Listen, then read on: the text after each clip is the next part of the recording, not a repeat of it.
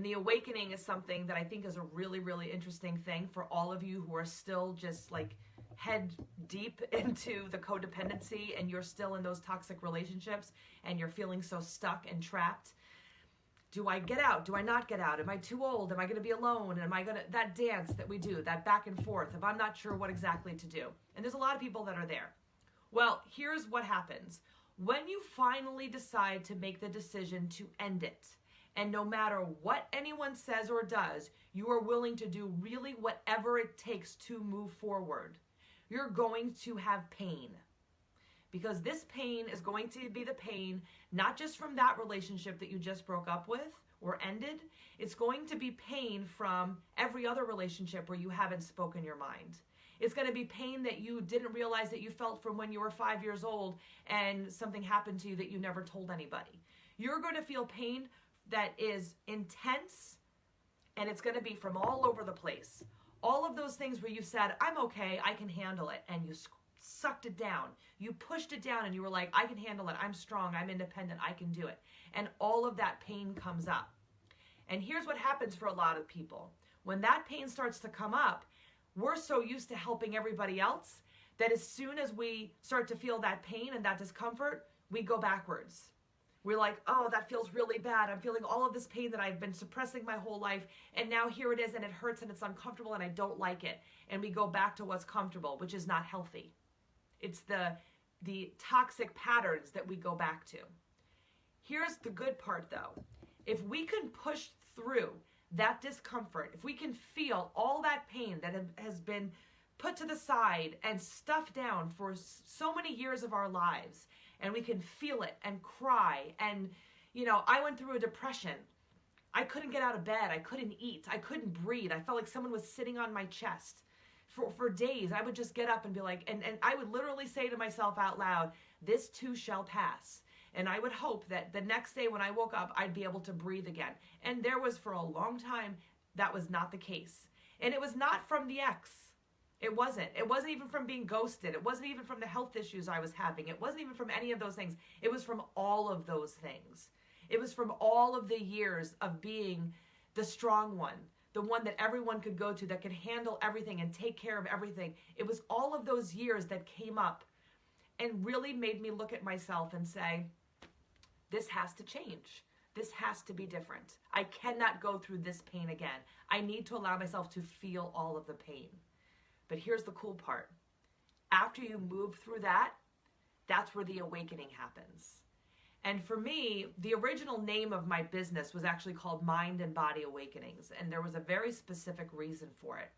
When I came out of it, it was like literally like, you know, when you're underwater and you come up and you're breathing air, when you're feeling like your lungs are just hurting.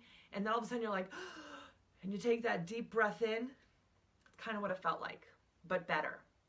Because I got that deep breath of that cleansing air, of that, wow, this is what life is. But it was really almost like the colors were different. I could see things in a different way. Like if you were ever a smoker and you quit smoking and you were like, oh, food tastes a lot better right now. All of those things, all of the different feelings, all of the different emotions were different after I came out of that fog. It was like someone took, you know, the blindfold off. And all of a sudden I was seeing light that I had not seen before. I felt like light was emanating out of my body. I could sense things better. My intuition started to get more attuned. I started to trust myself more. All of these amazing things just started to happen to me because I had the awakening. And then I started to follow my gut. I started to follow that instinct. Where is this taking me? What are all of the things that happened to me? Where are they taking me to? What are the lessons that I can learn from those things? And now that I'm awakened and I can see what's going on around me, all I could think about from the moment it was like, and it was really like a light was turned on. All I could think about is, how am I going to get myself healthy? Because I need to help awaken other people too. That was really what I felt like. I was like, oh my God, I was dealing with all of that crap for that long and I didn't have to. I need to tell everybody that they don't have to deal with it either. That was really exactly how I felt. And that's kind of what started me in this direction. But I was so excited to really work on myself, to get to the point to share with everybody else, hey, look at this. You don't have to live this way anymore. And it took all of the work from the awakening, from my light just coming out of my body again. Like when I felt like I was just dimmed down for so long. The person that I was different than who I had become once I awoken. And that change gave me energy and life that I had not felt in so long, and just opened my eyes to the possibility of creating the real life that I knew was in store for me. And so rediscovering my passions, learning to listen to myself, following my instinct, getting rid of those disempowering beliefs, all of those things became my goal to really work on and figure out, okay, wow, I can say some bad things to myself. I really have not been trusting myself for a long time. I need to connect with me. And not even reconnect. It was almost like that person, there was little parts of me that had never really existed before. And when that awakening happens, that's when I was like, oh, I guess that I was not listening to myself. I was not as strong as I thought. I thought I was the one that could take care of everybody. And I wasn't taking care of myself. And it felt really weird to take care of myself. It felt very strange to put all of that energy in me, because all I had ever done was put that energy in everybody else. To feel that I was worth it, to put all that energy in, was great. And the cool thing is that because I had given all this energy to all of these other people that weren't even really asking for it, that I was just giving and giving and giving, I was pouring from an empty cup.